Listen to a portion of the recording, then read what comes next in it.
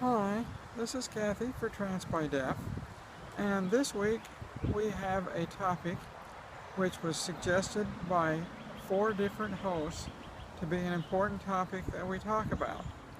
In light of the current votes in North Carolina and in Mississippi and the current negative political ramifications, particularly in North Carolina, of the vote to ban transgender people to their restroom of their birth gender, all of the hosts thought we needed to talk about the topic and say, is this a response to the conservative religious people who are looking for a way to force their beliefs on us as a trans community? The way I feel about this is that there are a certain part of our people in this country and probably across the world who do not like and do not look favorably on us as trans people. They have watched over and over again the trans community and the LGBT community in general make great strides toward equality in the workplace, in the marriage equality, and in being able to use the restrooms of our choice. This has, in my opinion, fired up this conservative, backward group of people to try and block any further gains that we might make as a trans community.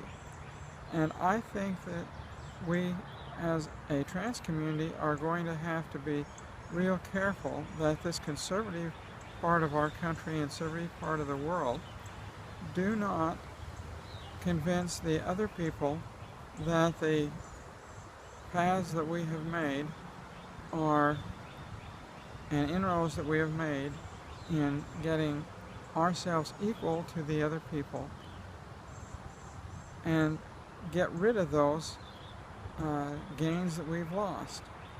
I think we have to be politically very active and politically very outspoken on trans rights and on LGBT rights in general.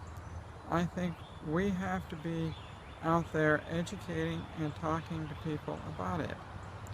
I know last fall when there was a bathroom bill or bathroom referendum in Houston, I received several interesting questions from people who I work with on a regular basis in Houston. One of them came from an employer who looked at me and he said, "What do you think of this bill to make you use the bathroom of your birth gender?" And I looked at him and I said, "How would you feel if you, knowing that I am transgender, if I walked into the men's restroom and used the men's restroom?" He looked at me and said, "I would feel very, very uncomfortable with you in the men's restroom."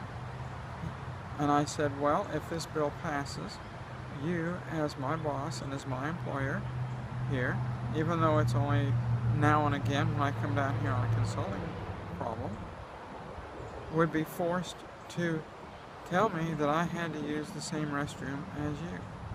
And I said, the majority of the transgender people that you will run across here in the Houston area are just like me. They are working, they are living as the gender that they feel inside, not as a birth gender where they felt very uncomfortable. And he said, "Well, that's a very good point that I had not thought about." Another one of these instances that happened to me was a couple of secretaries in another office in which I was doing some work for looked at me and they said, "Do you think that this bill should go in?" And I said, "No, I do not."